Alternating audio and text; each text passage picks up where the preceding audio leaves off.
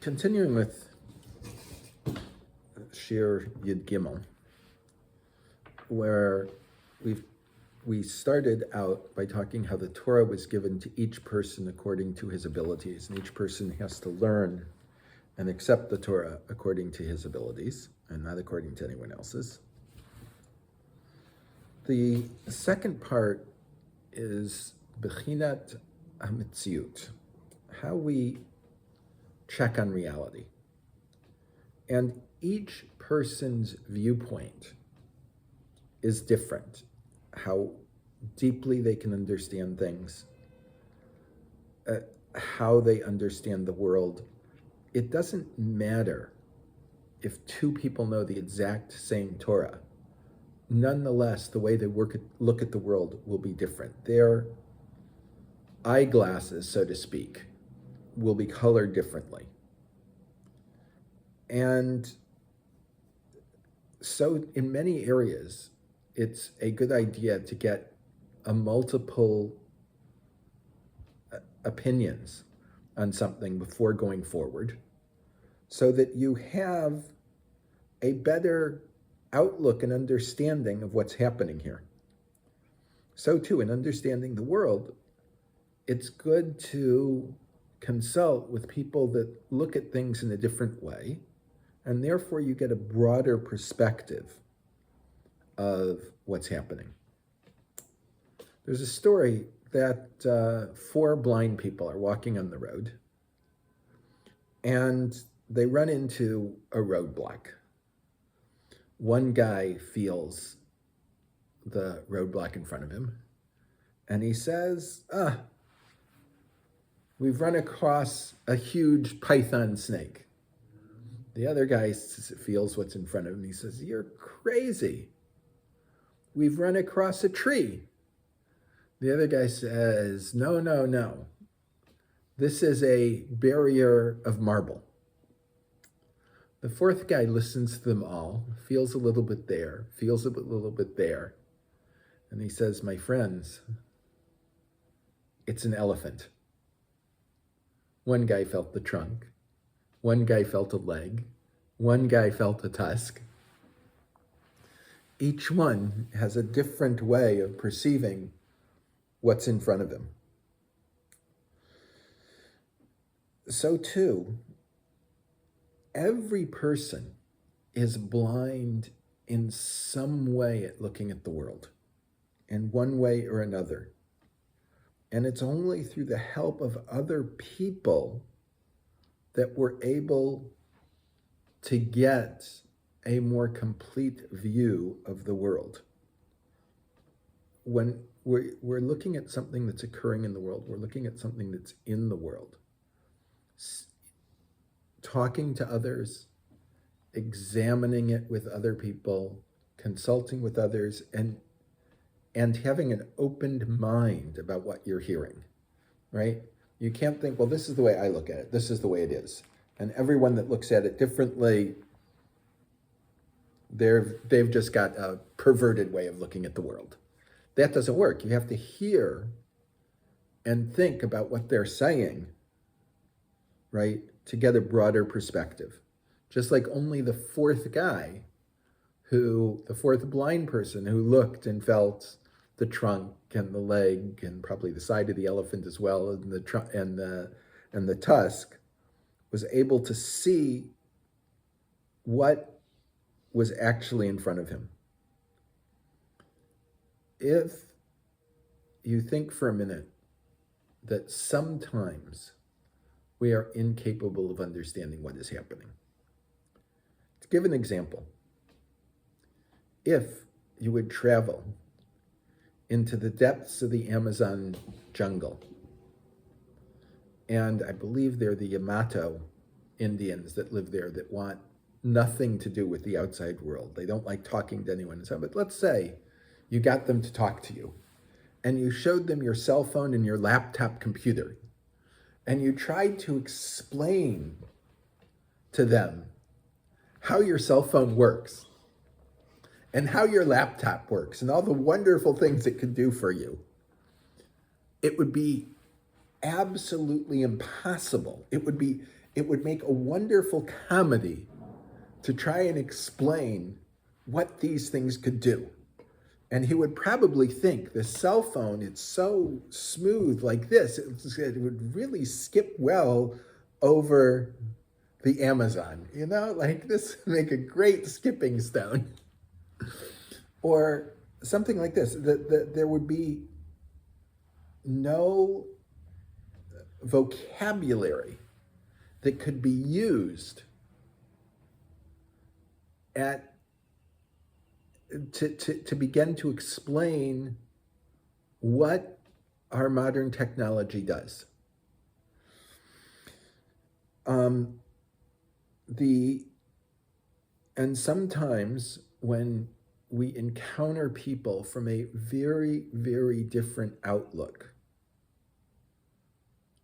it is impossible for us to understand where they're coming from. And when you're encountering a person like this, you have to understand that it's not necessarily that they're wrong, it's that we don't have a way of communicating. Rav Kook talked in his introduction about chamor la'ahava, the donkey to love, meaning it doesn't translate well into English, but it's someone that's incapable of love, right? Rav Kook writes, "V'kamo shemishu chamor la'ahava," just like someone can be incapable of love, lo yachush ma yechbetzo mishorei ahava b'shireihem hapratiyim, and he will be absolutely incapable of understanding what poets that talk about love are talking about in their specific songs.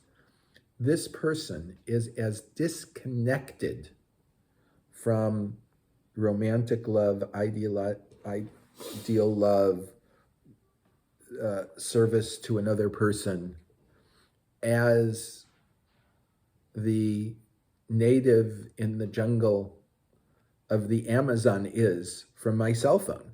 There's simply no connection or understanding about what it is. When you talk about the eternal love of the divine, the desire to serve, to help, to encourage the person you love, this is simply something that are past his comprehension. The chamor la'ava is completely into the physical world.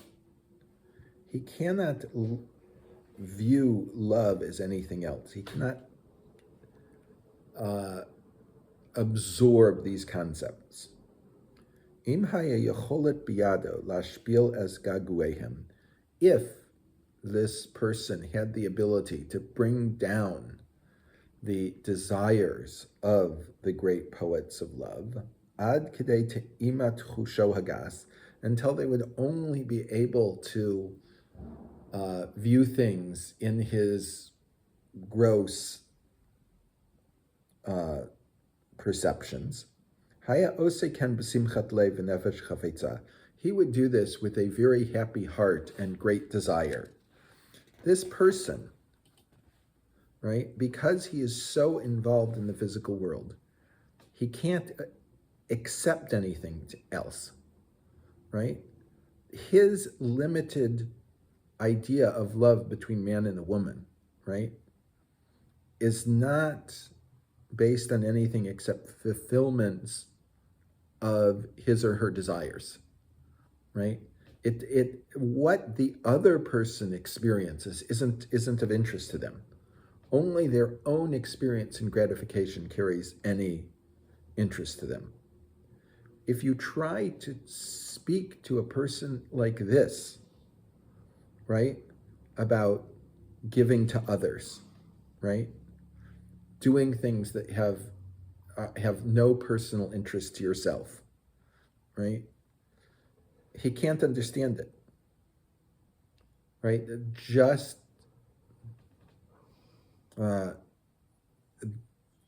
doing things for the greater good when I may have no personal interest or gain from it is something that he cannot understand. Someone said, when he declined to visit the cemeteries of Second World War dead in France, no, these are losers. What did they do this for?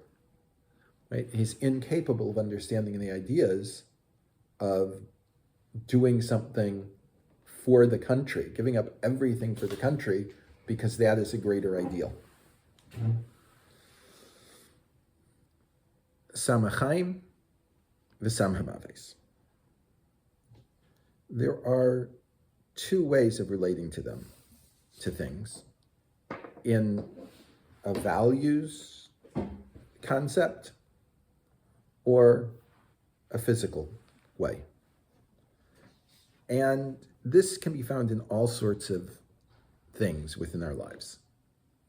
Chazal teach us that this is also true with the Torah, that you can do it, you can learn Torah for its value, the values that it teaches you, or you could do it because, you become a professor that teaches Tanakh in university, or Talmud in university, or who knows what else, and it gives you something.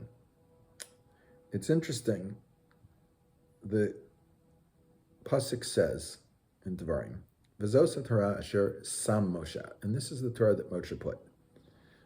It really should have said, V'zos Torah asher limed Moshe, and this is the Torah that Moshe taught. As Rashi says at the beginning of Parshas Mishpatim, right? Asher tasim lifneim, that you will place it before them. Don't think that you can teach it once or twice and be done.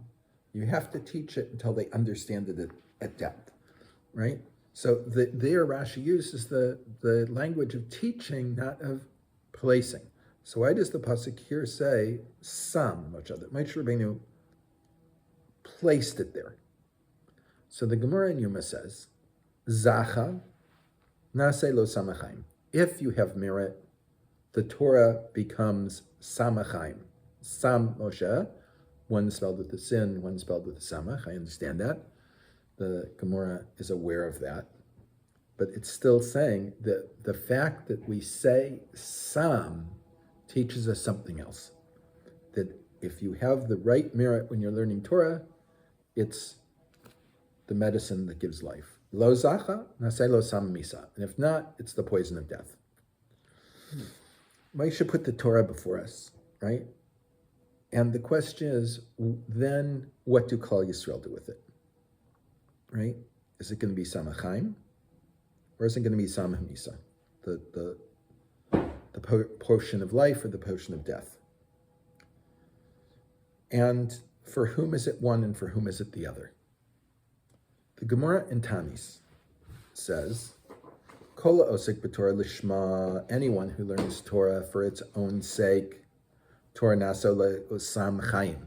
The Torah becomes for him the medicine of life. Kol ha'osek b'Torah shelo lishma, and anyone who learns the Torah not for its own sake, nase lo sam tam hamaves. It becomes from a poison of death, right? It's the same Torah, right? The question is how a person approaches it. And what are the things that move him to learn it, right? A person can learn Torah because it's the word of God and he wants to become closer to God. A person can learn Torah because he finds the ideas interesting and intellectually stimulating. It's an entirely different approach. A person can learn Torah because he wants to tear it down. A person can learn Torah because he wants to teach other people Torah. There are many different reasons for learning Torah, some of which are positive, that we would say they're lishma, and some of them are negative, we would say they're lo lishma. Right?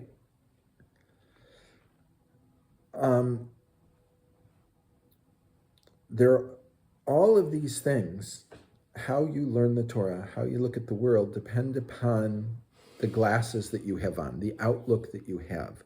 what makes up the person, and therefore how he examines each thing, each matter. What are the things that weigh upon him, and how does he use those weights to compare to the world that are around him? Does he look at them in a straight way, and he chooses everything according to what's right and honest? Or does he look at things in a perverted way and always tries to cheat, rob, and steal other people? The person who views the world only through perverted outlook, through perverted eyeglasses, cannot understand a person that looks at things in the straight, honest way. There's a story is told. A guy goes to a rabbi in Europe, and he's saying, he just had a son born, and when he registers the birth, should he register it, a few years early, a few years late? Would it be, is there an advantage this way? Is there an advantage that way? And the rabbi says, well, why don't you, actually register the date he was born on? That wasn't in the cheshbon of this person.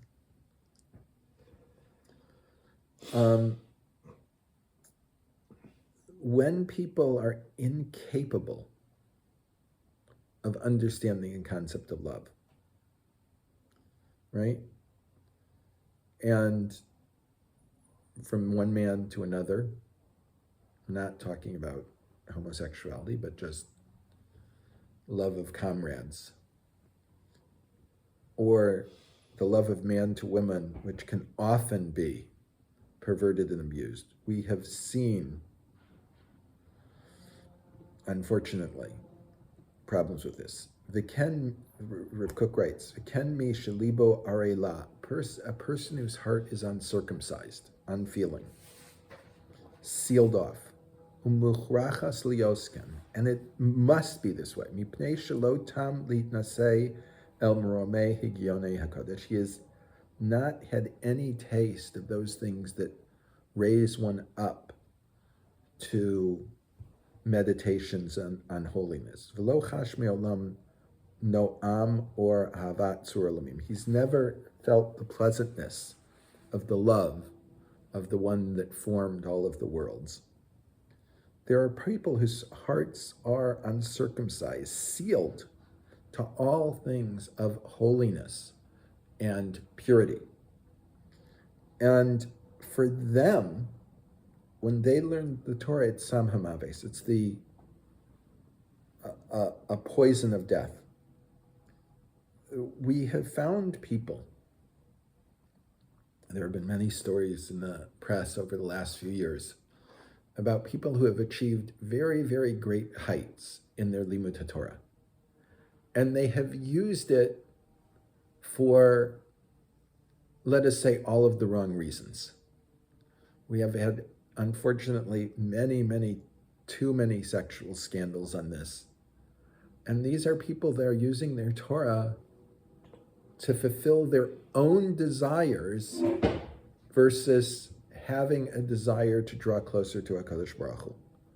This is the difference between Samachayim and Samamaves, between Limud Torah Lishma, learning Torah for its own sake, and Limud Torah Shelo Lishma. When it is done, and let me say achieved, for its own purpose, it can be very great. And when someone has achieved knowledge of Torah for the wrong reasons, it can create the greatest catastrophes. What I have been saying is a little bit complex, let us say, and deep. If you have any questions, please put your questions. I will respond to them in the comments on YouTube. And if you like the Shir, say you like it, subscribe. But in any case, you should have a wonderful day.